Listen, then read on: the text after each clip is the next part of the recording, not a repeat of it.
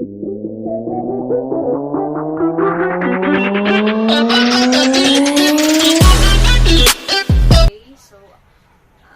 was the one who is assigned to present to you the FS6 episode 1 to 2, followed by Miss Risa Gagula, Ma'am Abayon, then Juvenal Villa. So for the episode 1, in this episode describe the personal quality that will make one of a good teacher. So for me, I will use my personal qualities to become a good teacher by doing my very best as an individual in my community. I will always make myself buoyant to any situation and challenges that may come in my life. Optimism will always be in my mind and in my heart. I am always determined to succeed in everything that I do. So for the episode 2, philosophy of education is very important to me as a future educator. My philosophy will shape what kind of environment I will give to my learners. My experience and observation will affect my beliefs and views towards teaching. It defined what kind of teacher I will become in the future. So, thank you. Chapter 3, The Teacher in a School Setting. A teacher is a professional will always be found in a school setting. A teacher's official working place is in a school. A school is an institution where learning occurs under the guidance of a professional called the teacher. Teachers are best known of the role of educating the students that are placed in their care. Beyond that, teachers serve many other roles in the classroom. Chapter 4, The Teacher in the Community Setting. I realized the teacher is one of the most trustworthy people in the community. The community respects the teacher.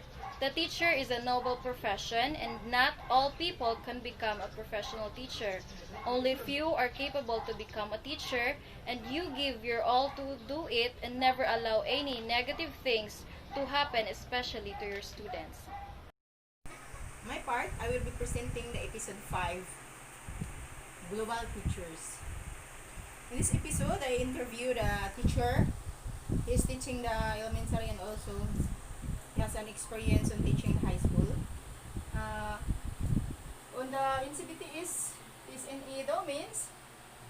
On the 7 domains, he got a high on the description, which is high and low.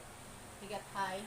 By the way, NCBT it is the National Competency-Based Teacher Standard. So this is a professional development guide for Filipino teachers. So a theoretical framework that defines the different dimension of effective teaching, being able to teach different types of students. That is the NCBT is. So far, on the teacher that I interviewed, on the description, he is high, and on the NCBT standard, he is expert and also an experienced teacher. And on the global teachers from other countries, since we have no one to be interviewed about this quality of the teacher abroad, so I conducted a research through online, and I choose the Singapore and Japan. In Singapore, the teacher personal qualities there is high standards. Teachers are focused on research, talented individuals. So in Singapore, the professional qualities of Singapore's teachers is a highly respected person, in not simply because it is part of the Confucian culture to value teacher. Your teacher in Singapore produces students who are world highest achievers. In Japan, the personal qualities of the teachers are skilled, compassionate, and experienced. So in Japan, they go through extensive training and have to pass a very competitive test that only few or small percentage pass to become a teacher. So that is how hard to become a teacher in Japan. Just like here in the Philippines, before you can apply in a public school, you have to undergo a board exam, and you have to pass the board exam before you can apply in a public school. But even if you do not pass the board exam, at least you graduated a 4 years course in college, the education.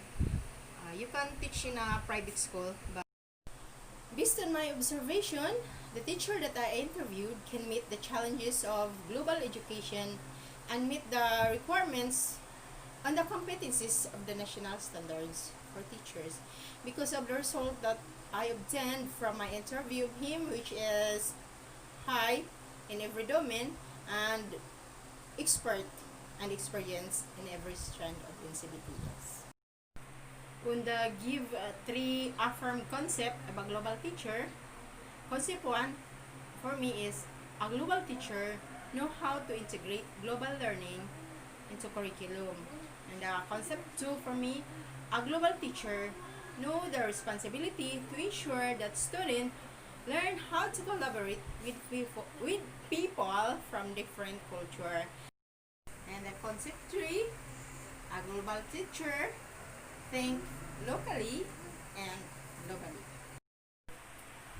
My reflection is that to become a global teacher, a teacher must know how to adapt its locality or culture where he is teaching, whether it is here in the Philippines or abroad, and must incorporate global competency into the room. Moreover, a global teacher is with a global perspective, thinking locally and globally. They are armed with enough skills, aware of modern technology, and with a universal values. And that's the end of my presentation about the global teacher. Thank you very much, ma'am, for listening. Good afternoon, everyone. Thank you for my topic, the teachers as a professional. The teachers as a professional is very important to show there are different kinds of teaching to the learners because ang learners natin ay nagbabase po yan sa ating guro kung paano niya i-manage ang buong classroom. At dahil po sa mga idea ng ating teacher na mga kakaiba at dapat makakuha po ng attention para sa mga learners ang lahat ng mga itinuturo ng ating teachers. Or for me, as a future teacher, sinisiguro ko po na ang aking mga topic o ang laman ng aking lesson plan ay kakaiba na dapat makakuha ng mga idea ang aking mga learners dahil step by step po natin